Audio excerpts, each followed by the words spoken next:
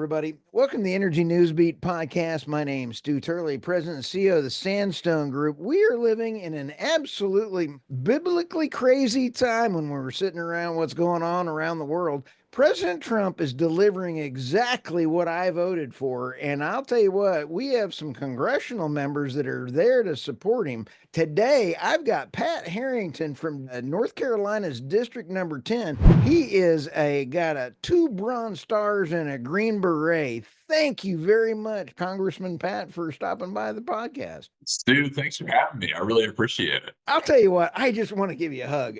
Thank you for your service in the military, and then thank you for signing back up, because we need you in the House really, really badly right now. Well, Stu, thanks for paying your taxes, because I couldn't have done it without you. Well, thanks for bringing that painful moment up. We're going to reduce those then, so relief is coming.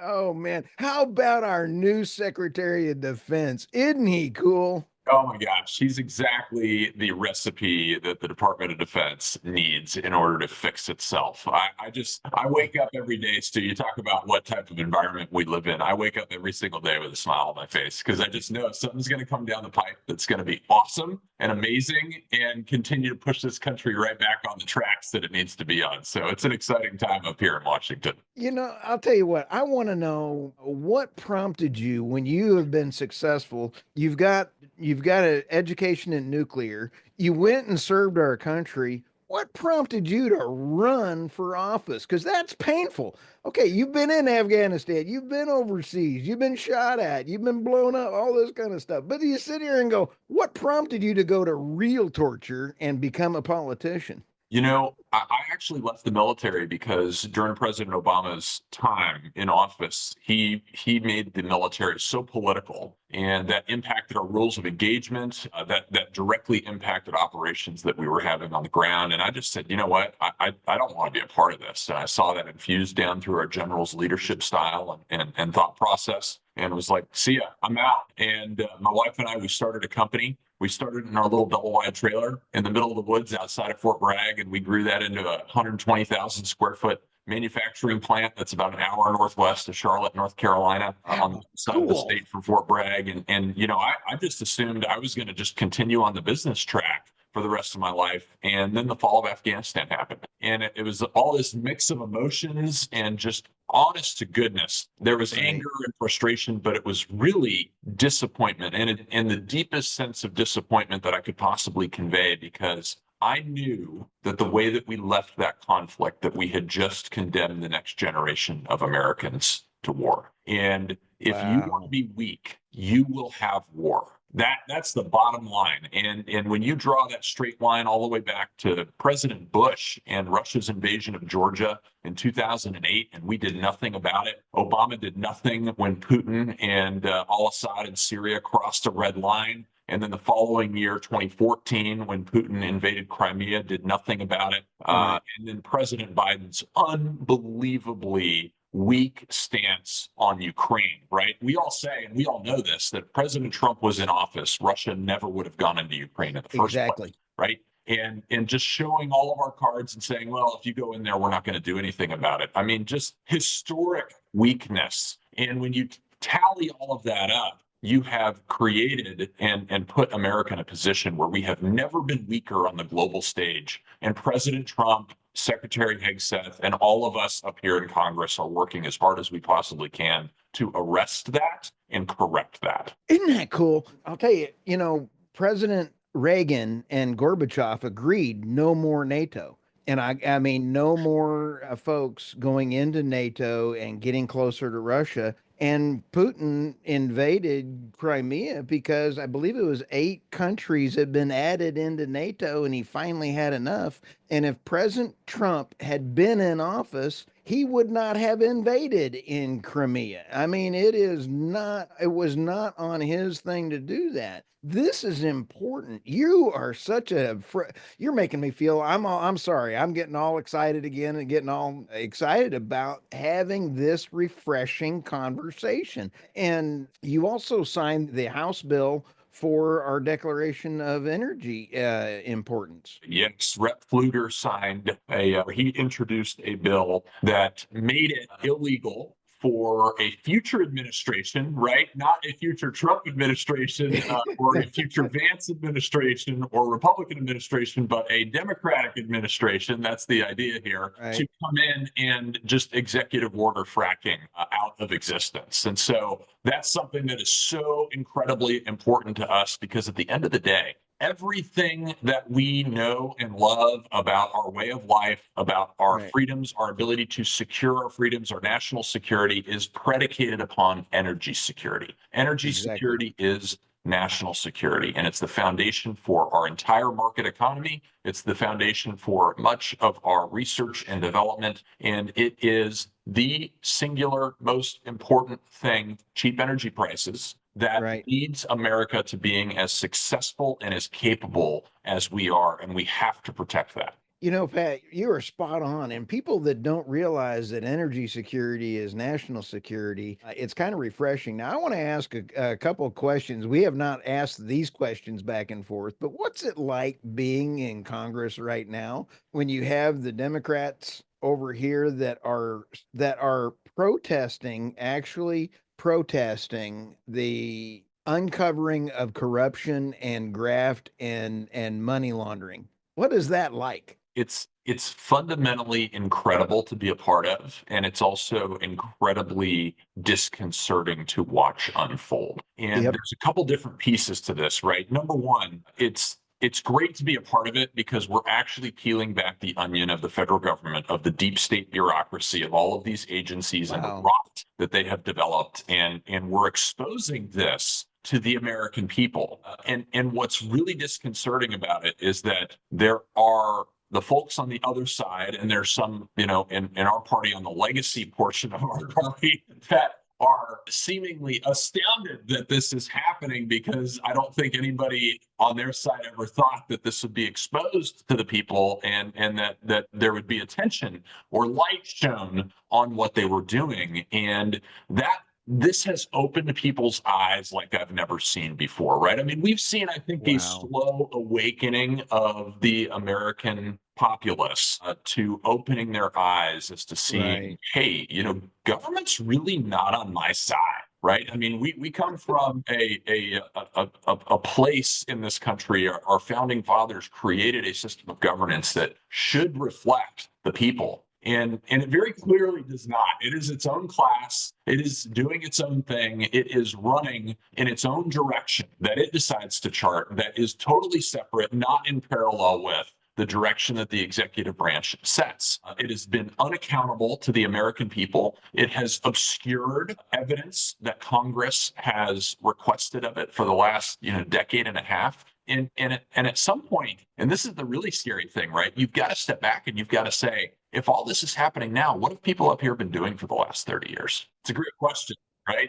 I think, oh, it is making me airsick because I've always considered myself a Republican, but I'm no longer a Republican. I am an American first person. Sure. And if you're not voting for America first, you're not a Republican either. It's the Republican Party has been rebranded. It's definitely moving in the right direction, no pun intended, but there is an awful lot of work to do. And as we say back in North Carolina, a hurt dog gonna bark. And oh, they are barking right now. I mean, my office is getting 200 phone calls a day and emails, and people just have their hair on fire over this.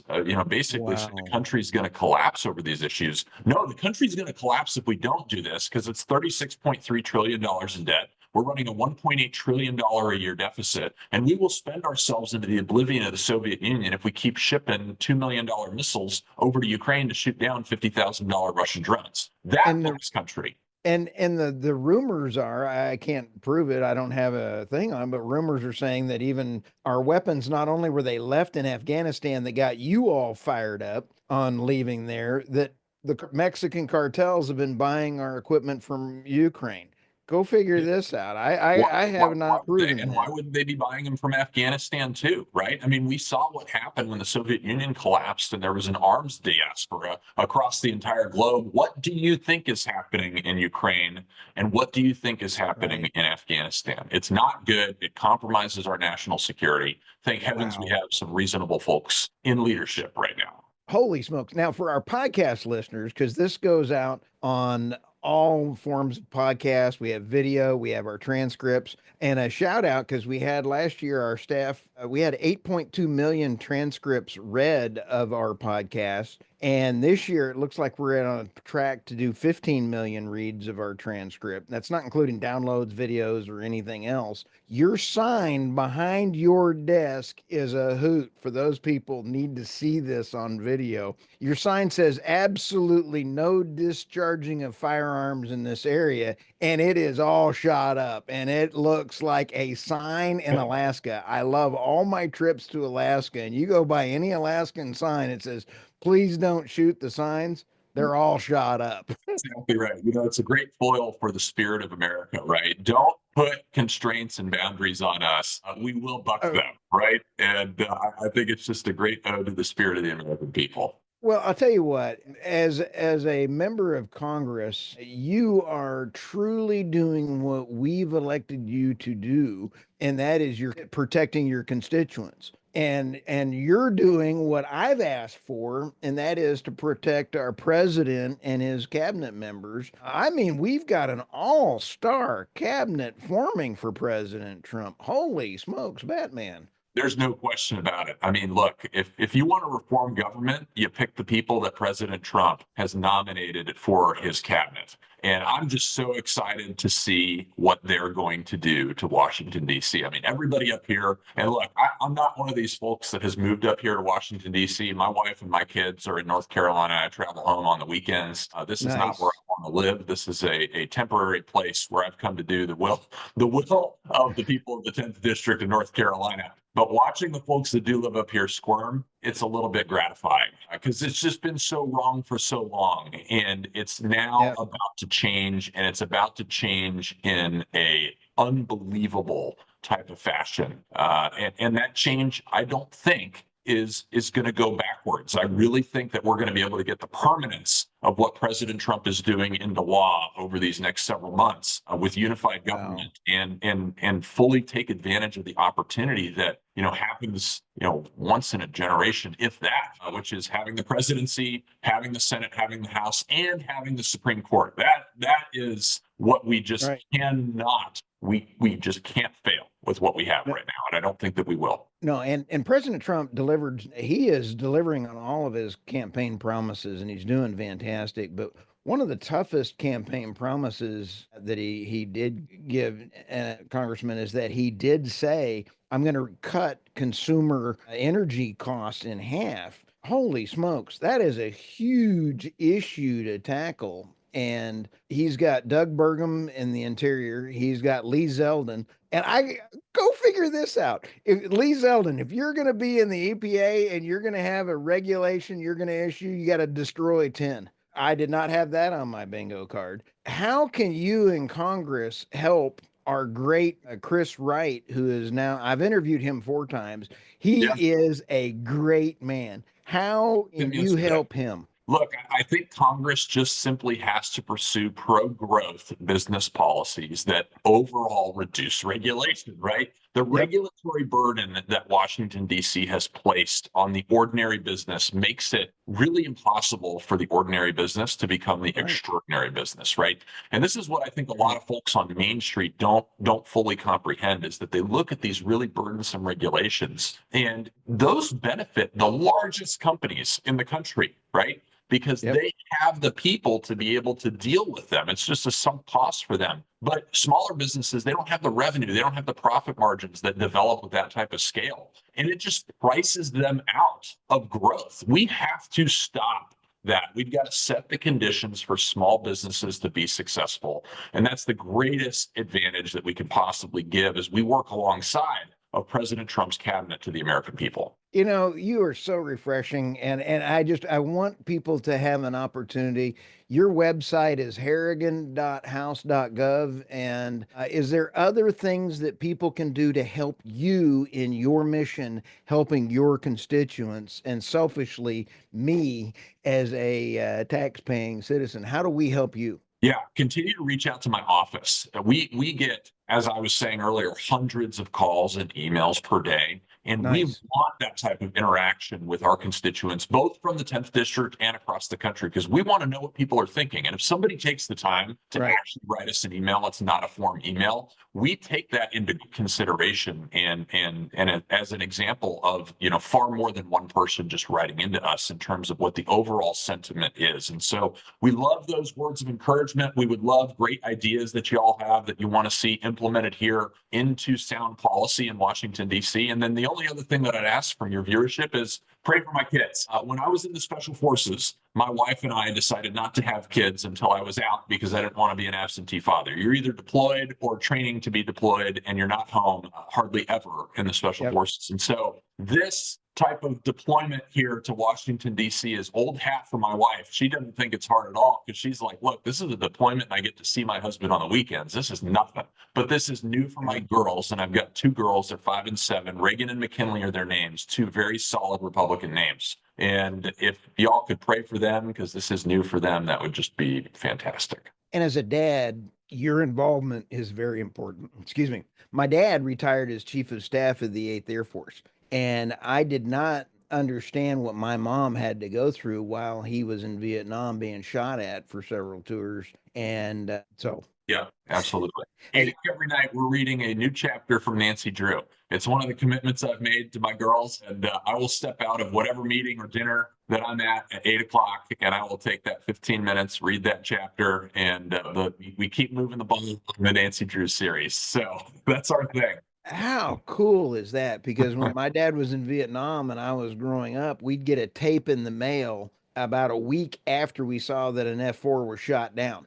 So Yeah, you don't know if that was your last words you were hearing from your dad. Communications back then were yeah. not nearly what they are now. Yeah, So no, we have lost in our culture the understanding of what sacrifice used to mean for our people, and that you has in bet. many ways cheapened our experience and understanding of how precious freedom truly is. And so it's great to have people that have your background and knowledge, Stu. And look, I'm so excited for the future of this country right now, and want all of your listeners to understand that God's given us a great chance. We cannot screw it up. So keep all of your representatives accountable, communicate with them regularly, and pray for them often. And Congressman Herring, we really want to be a resource for you. If you need something gotten out either live, if you need it out as a news podcast quickly and you can't get anywhere else, call me. I will make sure to get you live on X, on LinkedIn, YouTube, and anywhere else I can to get your story out. So we just appreciate you. Stu, you're awesome. Thanks so much for having me. I really appreciate it. It's been Hey, fun. thanks.